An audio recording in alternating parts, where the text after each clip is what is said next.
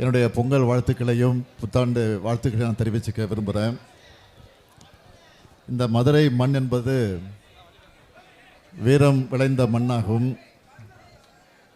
அப்படிப்பட்ட வீரம் விளைந்த இந்த மண்ணில் வீர விளையாட்டான உலக புகழ்பெற்றிருக்கக்கூடிய அலங்காநல்லூர் ஜல்லிக்கட்டை பார்க்கும்போது நமக்கெல்லாம் வீரமே வருகிறது.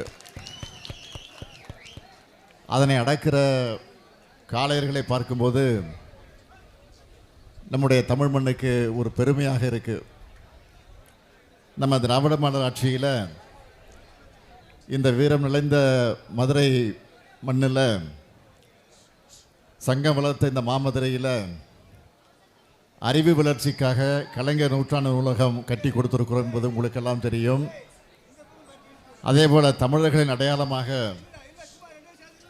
இந்த வீர விளையாட்டுக்கு கலைஞர் நூற்றாண்டு ஏறுதழுத அரங்கமும் கட்டி கொடுத்திருக்கிறோம் என்பதும் ஒரு மிகப்பெரிய சாதனை.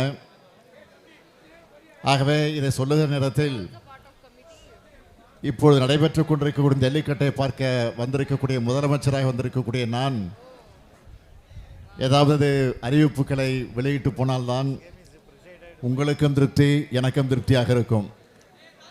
அதனால் ஒரு 2 அறிவிப்புகளை நான் மகிழ்ச்சியோடு உங்களிடத்தில் அறிவிக்க விரும்புகிறேன். முதல் அறிவிப்பு, பாரம்பரியமிக்க ஜல்லிக்கட்டு போட்டிகளில் பங்கு பெற்று அதிக காளைகளை அடக்கி சிறந்து விளங்கக்கூடிய வீரர்களுக்கு முன்னுரிமை அடிப்படையில் கால்நடை பராமரிப்பு துறையில் உரிய அரசு பணியிடங்களுக்கு பணியமர்த்தி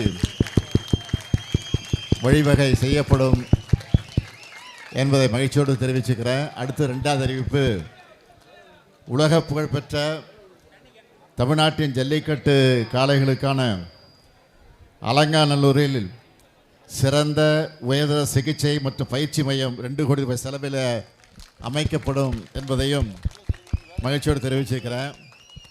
இந்த 2 அறிவிப்பும் உங்களுக்கு மகிழ்ச்சி தானே? ரொம்ப மகிழ்ச்சி சார், ரொம்ப மகிழ்ச்சி.